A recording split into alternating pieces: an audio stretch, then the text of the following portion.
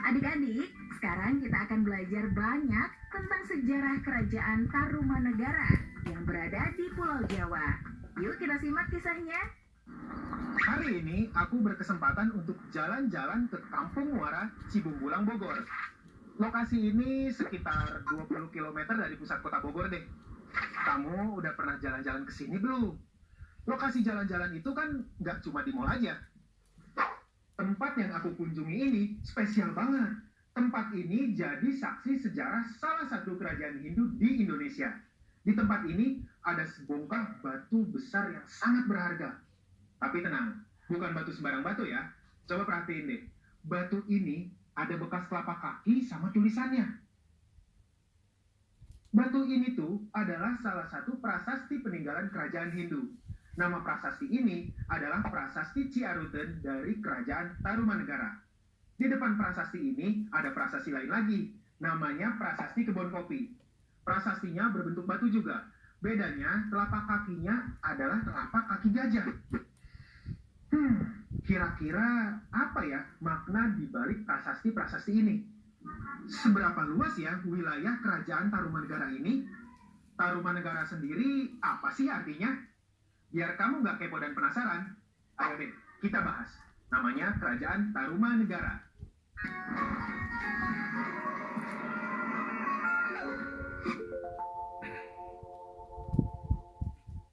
Kerajaan Tarumanegara adalah kerajaan Hindu tertua kedua di Indonesia. Dilihat dari asal katanya, Tarumanegara berasal dari dua kata, Taruma dan negara. Negara punya arti kerajaan atau negara, sedangkan Tarum atau Nila merupakan nama sungai yang membelah Jawa Barat. Keberadaan tentang kerajaan Tarumanegara juga diperkuat dengan adanya berita Tiongkok yang pernah menyebutkan kerajaan Tolomo atau Tarumanegara. Kerajaan Tarumanegara pernah mengirimkan utusan mereka ke Tiongkok di tahun 528, 538, 665, dan 666 Masehi untuk kunjungan persahabatan. Kabar lainnya datang dari Gunawarman, seorang pendeta dari Kashmir yang mengatakan bahwa agama yang dianut rakyat Taruma adalah agama Hindu. Kerajaan Tarumanegara sendiri didirikan oleh Raja Diraja Guru Jaya Singawarman pada tahun 358 sampai 382 Masehi di tepi Sungai Citarum yang sekarang masuk dalam Kabupaten Lebak, Banten. Jaya Singawarman adalah seorang maharesi atau pendeta yang mulia dari India, tepatnya dari daerah Salankayana. Jaya Singawarman mengungsi ke Nusantara karena daerahnya diserang dan ditaklukkan Kerajaan Magadha. Jaya Singawarman meninggal dan dimakamkan di tepi sungai di Bekasi, tepatnya di Kali Gomati. Tahta kerajaan digantikan oleh putranya, Dharma Yawarman di tahun 382 sampai 395 Masehi. Nggak banyak catatan sejarah yang bisa didapat tentang raja kedua kerajaan Tarumanegara ini. Namanya hanya tercantum di naskah Wangsakerta, naskah yang berisi kisah-kisah kerajaan-kerajaan Nusantara. Nama lain yang tertulis di naskah Wangsakerta adalah Raja Purnawarman. Raja Purnawarman memerintah kerajaan Tarumanegara dari tahun 395 Masehi sampai 434 Masehi. Dia bergelar Sri Maharaja Purnawarman Sang Iswara Digwijaya Bima Prakarma Suryamaha Purusa Jagatpati. Kerajaan Tarumanegara mencapai puncak kejayaannya ketika dipimpin oleh Raja Purnawarman. Kemasyuran Tarumanegara diabadikan dalam prasasti zaman Purnawarman tentang dibangunnya pelabuhan dan beberapa sungai sebagai sarana perekonomian. Pada masa Purnawarman, Tarumanegara juga memperluas kekuasaan dengan menaklukkan raja-raja kecil di Jawa Barat yang belum mau tunduk. Selain itu, pemerintahan di masa Purnawarman sangat memperhatikan pemeliharaan aliran sungai. Sungai-sungai diperbaiki. Kayak di tahun 410 Masehi, Purnawarman memperbaiki Kali Gangga hingga Sungai Cisuba yang terletak di daerah Cirebon. Selain itu, di tahun 334 Saka atau 412 Masehi, Purnawarman memperindah alur Kali Cupu yang mengalir hingga Istana Raja. Bahkan, di tahun 335 Saka atau 413 Masehi, Purnawarman memerintahkan membangun Kali Sarasah atau Kali Manukrawa atau yang sekarang lebih dikenal lagi dengan Kali Cimanuk. Dia juga memperbaiki alur Kali Gomati dan Candrabaga yang sebelumnya pernah dilakukan oleh Raja Diraja Guru, kakeknya di tahun 339 Saka atau 417 Masehi. Kali Gomati dan Candrabaga sendiri, menurut para ahli, sama dengan Sungai Bekasi sekarang. Terakhir nih, di tahun 341 Saka atau 419 Masehi, dia memerintahkan untuk memperdalam Kali Citarum yang merupakan sungai terbesar di wilayah Kerajaan Tarumanegara. Nah, perhatian Purnawarman ternyata membawa dampak positif. Di antaranya bisa memperteguh daerah-daerah yang dibangun sebagai daerah kekuasaan Tarumanegara.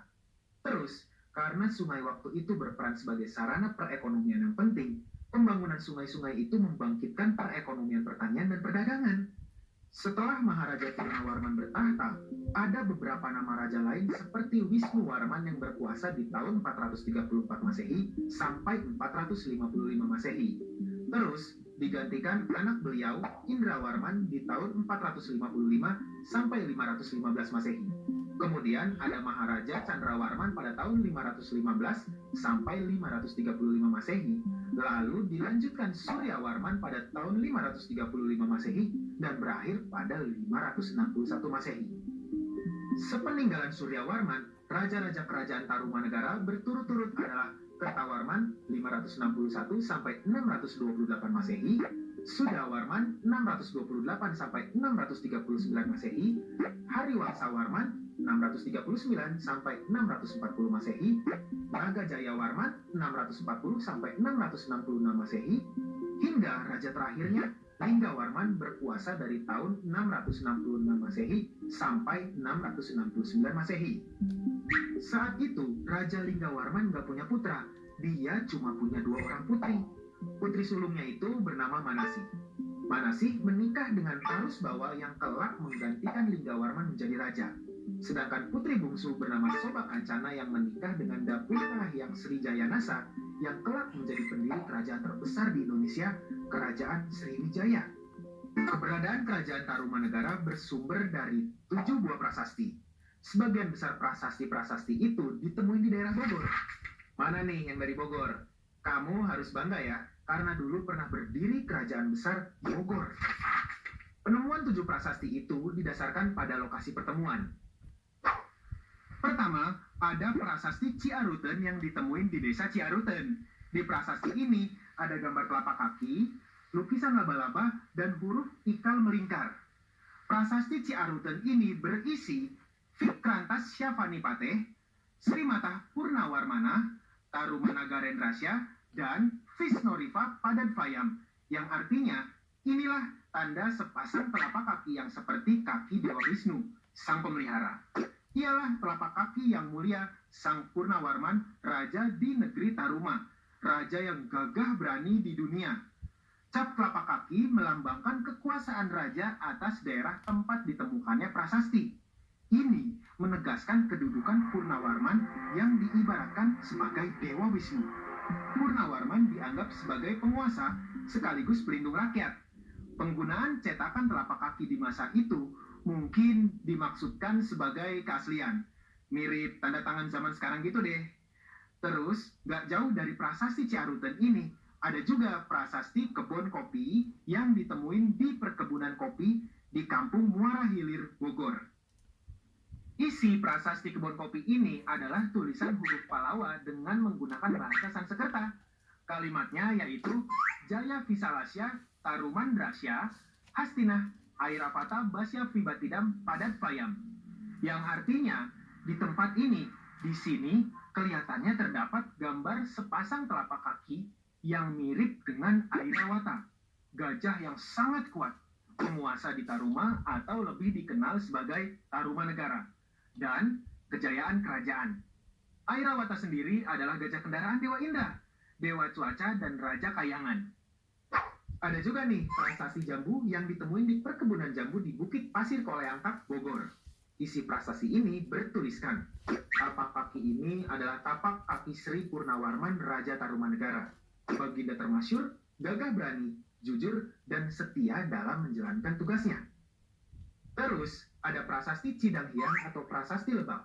Prasasti ini ditemuin di tepi sungai Cidanghyang di Desa Lebak, Kecamatan Munjul, Kabupaten Pandeglang, Banten di tahun 1947. Prasasti ini berisi 2 baris kalimat yang berbentuk puisi yang ditulis dengan huruf Palawa dan bahasa Sanskerta. Isi prasasti ini mengagung-agungkan keberanian Raja Purnawarman. Nah, ada lagi juga prasasti Pasir Awi. Yang pasti, prasasti ini ditemuin di Pasir Awi, Bogor. Tapi sayangnya, prasasti ini belum bisa dibaca sama para ahli. Ya, sayang banget kan? Padahal kalau bisa kebaca, bisa dapat info lagi tuh tentang kerajaan Tarumanegara. Ada juga prasasti yang senasib nih dengan prasasti Pasir Awi, prasasti Muara Cianten. Prasasti ini ditemuin di tepi Sungai Cisadane. Prasasti ini masih terdapat di pinggir sungai. Sayang ya, belum bisa dibaca, jadi nggak bisa mengungkap sejarah kerajaan Tarumanegara. Terakhir, yang menarik itu adalah prasasti Tugu. Prasasti ini jadi prasasti terpenting dan terpanjang dari Raja Purnawarman yang waktu itu udah bertahta selama 22 tahun. Dalam prasasti ini disebutkan tentang pembangunan saluran air yang panjangnya 6.112 tombak. Kira-kira berapa kilometer ya? 6.112 tombak itu setara 11 kilometer. Aliran air itu diberi nama Gomati. Coba bayangin, saluran ini tuh dibangun hanya dalam waktu 21 hari. Gila nggak tuh? Aliran air sepanjang 11 kilometer selesai dalam 21 hari saja. Keren nih. Dari prasasti-prasasti tersebut, kita bisa nyimpulin kalau waktu itu di Jawa Barat udah ada kerajaan yang besar dan cukup makmur. Tapi sayangnya kejayaan kerajaan itu suram ketika Tarumanegara dipimpin oleh Sudawarman. Tarumanegara udah mulai nampak mengalami kemunduran. Salah satunya adalah pemberian pemerintahan sendiri atau otonomi kepada raja-raja bawahan yang diberikan oleh raja-raja sebelumnya, enggak disertai hubungan dan pengawasan yang baik. Akibatnya, para raja bawahan merasa enggak terlindungi dan enggak diawasi. Terus, munculnya kerajaan pesaing Tarumanegara yang sedang naik daun, yaitu Kerajaan Galuh. Sehingga terjadi pemberontakan. Hingga raja terakhir Linggawarman enggak punya anak laki-laki. Jadi, pamor Tarumanegara terus merosot dan akhirnya kerajaan ini pecah jadi dua kerajaan. Kerajaan Sunda dan Kerajaan Galuh. Kerajaan Sunda jadi kelanjutan kerajaan Tarumanegara yang dipegang oleh Tarus Bawa, menantu Raja Linggawarman. Sedangkan kerajaan Galuh dikuasai oleh Wreti Kandayun. Oke teman-teman, di video ini kita udah belajar tentang kerajaan Tarumanegara, kerajaan Hindu tertua kedua di Indonesia. Keberadaan kerajaan Tarumanegara ini diperkuat dengan adanya berita Tiongkok dan dari seorang pendeta dari Kashmir yang bilang bahwa agama yang dianut rakyat Taruma adalah Hindu. Kerajaan Tarumanegara sendiri didirikan oleh Raja Diraja Guru Jaya Singawarman, dilanjutkan oleh Raja Dharmayawarman Purnawarman. Di masa kepemimpinan Purnawarman, kerajaan Tarumanegara mencapai puncak kejayaannya. Hal ini dibuktiin dengan 7 prasasti yang ditemuin. Dari prasasti-prasasti itu, kita bisa lihat kemakmuran kerajaan Tarumanegara. Tapi sayangnya, kemakmurannya harus diikuti kemundurannya. Hingga kerajaan Tarumanegara ini dipisah jadi dua kerajaan. Kerajaan Sunda dan Kerajaan Galuh.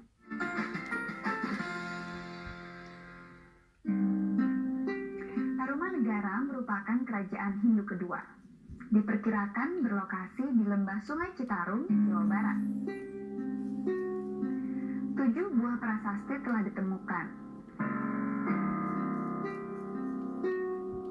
5 di Bogor, 1 di Jakarta, dan 1 lagi di Lebak, Banten, membuktikan kalau kerajaan Tarumanegara pernah berdiri. Ketujuh prasasti tersebut adalah Prasasti Ciaruten. Prasasti ini terletak di daerah Bogor, tepatnya di tepi Sungai Ciaruten, dekat hulu Sungai Cisadane.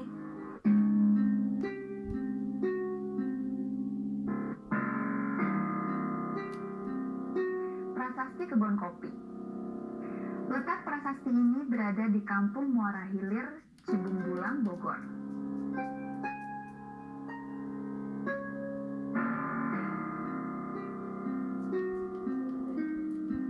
Prasasti Jambu. Prasasti ini terletak di daerah perkebunan jambu, kurang lebih 30 km ke arah barat Bogor.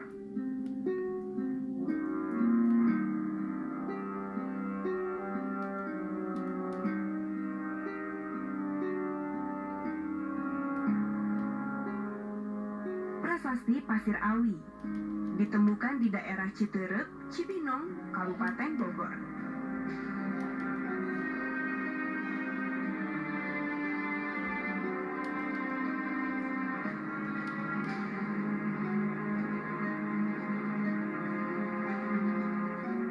Prasasti Muara Cianten ditemukan di Bogor.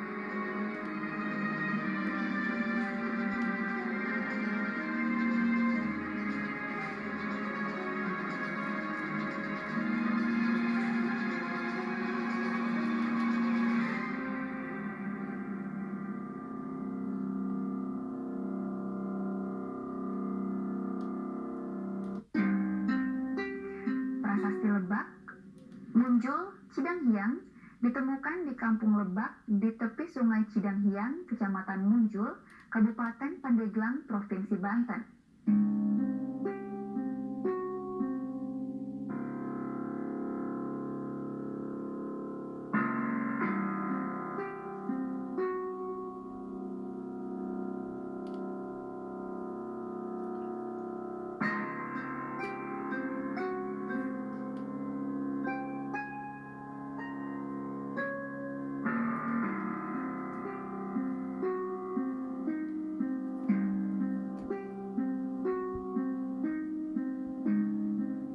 Prasasti Tugu, prasasti ini berada di daerah Tugu, Kecamatan Cilincing, Tanjung Priok, Jakarta Utara.